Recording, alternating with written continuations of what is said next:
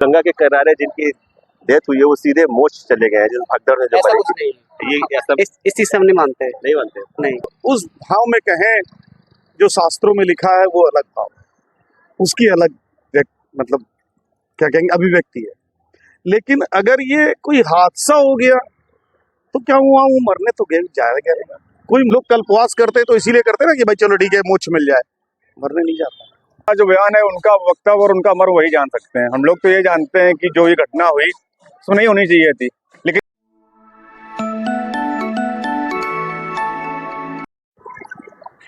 नमस्कार, स्वागत है आपका कबीर न्यूज में। मैं हूँ जितेंद्र। महाकुंभ में भगदड़ मचती है, जिसके बाद राजनेता और संत बयानबाजी कर रहे हैं, लगातार बयान आ रहे हैं। कुछ बाबा योगी आदित्यनाथ के पक्ष में जा रहे हैं, कुछ मुख्यमंत्री योगी आदित्यनाथ के विपक्ष में जा रहे हैं। संत भी कुछ योगी आदित्यनाथ के विपक्ष में है, लेकिन वहीं पर एक बयान निकल के आता है बागेश्वर धाम के जो शास्त्री कह सकते हैं वो है धीरेन्द्र शास्त्री। उनका एक बयान निकल के आता है, वो कहते हैं कि जो गंगा के किनारे जिनकी मौत हुई है वो मौत सीधे उनको मोक्ष प्राप्त हुआ है। इसी पे हम लोगों से जानते हैं कि इनकी बयान से उनकी कितनी सहमति है, कितनी असहमति है। तो हम बात करते हैं। आप जा रहे हैं कुंभ में जो भगदड़ हुई उसको आपने देखा, उसके बारे में जानते हैं? देखा तो नहीं, बट न्यूज में देखा था। हाँ, धीरेन्द्र शास्त्री के बारे में जानते हैं? कौन आईटी से जो है? नहीं, धीरेन्द्र शास्त्री बागेश्वर धाम वाले। हाँ, उनका नाम सुना है। उनका बयान सुने हैं आप कि जो गंगा के किनारे जिनकी डेथ हुई है वो सीधे मोक्ष चले गए हैं, जिस भगदड़ में जो ऐसा मरे। कुछ नहीं है। ये ऐसा इस चीज से हम नहीं मानते। नहीं मानते। नहीं, मतलब ये गलत है उनका बयान। हाँ गलत, बिल्कुल गलत है। चलिए, शुक्रिया। आप जानते हैं धीरेन्द्र शास्त्री को? मैं अमित शुक्ला, एडवोकेट, महामंत्री टैक्स बार एसोसिएशन कानपुर। जी, धीरेन्द्र शास्त्री जी को जानते हैं। हाँ, उनके दो बयान आए। एक तो जो कुंभ नहीं जाएगा वो देशद्रोही कहलाएगा, जो नहीं नहाएगा। दूसरा, जिनकी भगदड़ में मौत हुई जिन लोगों की, वो गंगा के किनारे हुई, वो कह रहे हैं कि आपको उनको सीधे मोक्ष की प्राप्ति होगी। आप कितना सहमति है, कितनी असहमति है? देखिए, दो अलग अलग बातें। गंगा के किनारे मृत्यु होने पर मोक्ष मिलना और हादसे में मृत्यु होने पर मोक्ष मिलना, ये दोनों अलग है। गंगा के किनारे मृत्यु होती है तो सही, हम लोगों में कहते हैं पुराने समय पे कि भाई मोक्ष मिला, लेकिन वहाँ वो लोग हादसे का शिकार हैं।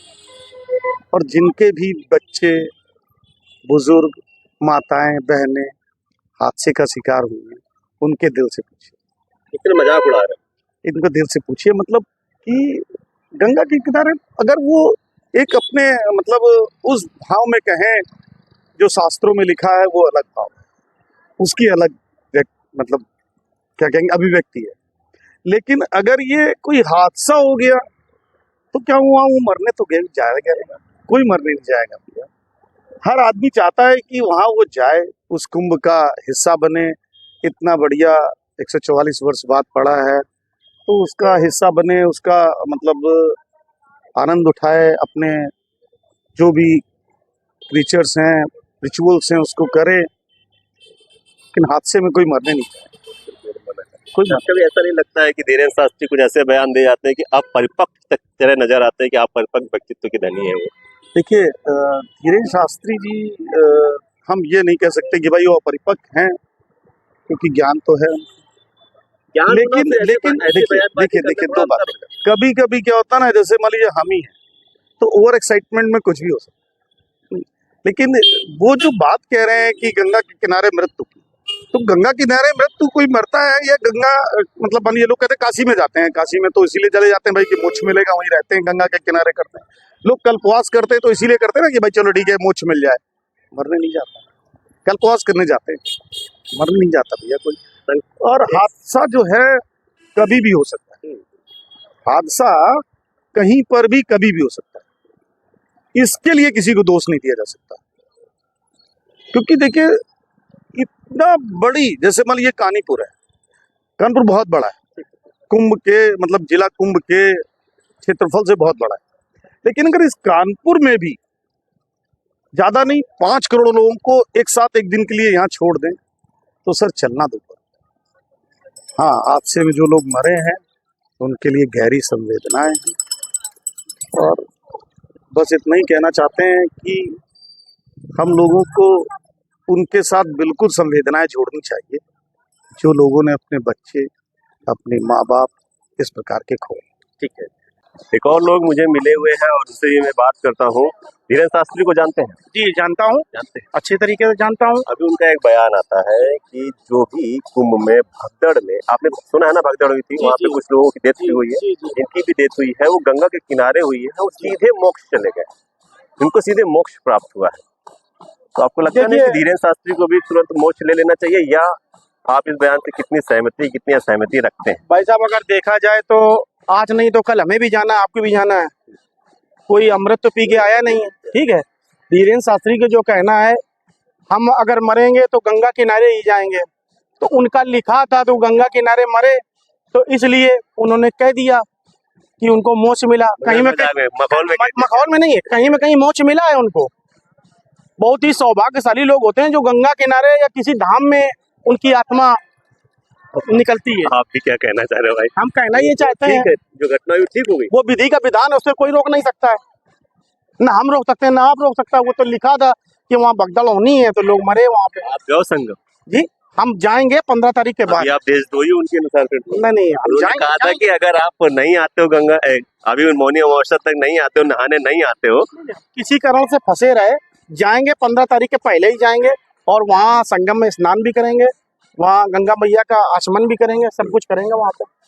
ठीक है, आप भी यहीं के? हाँ, कई बार से हम बिहार से। आप धीरेन्द्र शास्त्री के बयान को सुना है? कौन सा बयान? कि जो भी भगदड़ में गंगा के किनारे, भगदड़ में जिनकी भी डेथ हुई है, वो गंगा के किनारे हुई, उनको सीधे सीधे मोक्ष प्राप्त हो गया।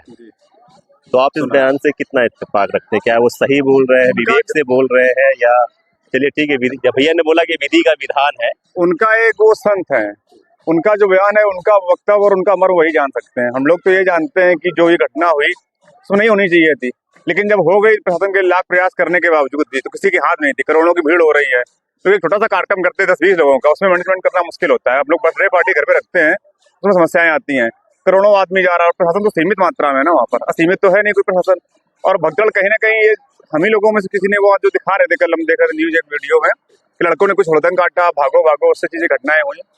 तो घटना हुई नहीं होनी चाहिए, लेकिन हो गई, तो किसी के हाथ में था नहीं, और कोई नहीं चाहता है, कोई भी नहीं चाहता है, कोई संत महात्मा भी कि घटना हो। देखिए, व्यवस्था के तौर पे देखा जाएगा तो योगी सरकार ने वहाँ व्यवस्थाएं ठीक की थी, क्योंकि मैं गया हूँ, व्यवस्थाएं ठीक थी, लेकिन भगदड़ होना, ये कह सकते हैं कि अनफॉर्चुनेट हो गई। जो नहीं होना था वो हो गया। हाँ, जो नहीं होना था वो हो, बिल्कुल। लेकिन फिर ये बयानबाजी, बहुत से लोग कह रहे हैं कि धीरेन्द्र शास्त्री जब ये कहते हैं कि जो नहीं आ रहा है वो देशद्रोही है, तो नहीं कहा नहीं कहा है, उन्होंने कहा है कि जो यहाँ नहीं आ रहा है वीडियो देखा वो देशद्रोही है। और जो मैं आपको वीडियो, हम लोग कंटिन्यू फेसबुक पे और ये इंस्टा पे सर्च करते हैं, आप सर्च करेंगे तो फिर आपको लेकिन ये बयान हमको नहीं दिखा है कि उन्होंने ये कहा कि हाँ आपको आना चाहिए। ये तो नहीं कहा देशद्रोही हो, जो नहीं, वो सब देशद्रोही है। तो आप बहुत से बयान, वो उन्होंने जो कहा है, तो कैसा बयान अगर नहीं, ये कहा नहीं होगा क्योंकि हम जानते हैं, क्योंकि उनका जो विषय है, जो उन्होंने कहा भी होगा तो वो उस विषय में कहा होगा जो लोग, कुछ लोग कह रहे थे वहां जाने का विरोध कर रहे थे यात्रा कुंभ में। गुरु के देशद्रोही और देशभक्त डिसाइड कर सकता है, हटाइए बात को, अगर धर्म गुरु कोई देशद्रोही और देशभक्त डिसाइड कर सकता है। एक धर्म गुरु की बात ही नहीं करते, हम एक आम आदमी की बात करते हैं। अगर एक आम आदमी भी अगर देश के प्रति जो संवेदना नहीं रखता है तो वो निश्चित तौर पर देशद्रोही है। और जो देश के विरोधी में बात करे, जो देश हित में, देश के समर्पण के लिए, देश की उन्नति और समृद्धि के लिए बात करता है, वही देशभक्त होता है। जिसने भी देश में थोड़ा सा भी कंट्रीब्यूशन किया है वो देशभक्त जो देश के लिए अच्छी भावना रखता है वो देशभक्त है। जो देश के लिए अच्छी भावना रखता है वो देशभक्त देशभक्त कहलाता है। तो अभी और लोगों से थोड़ा सा बात करते हैं।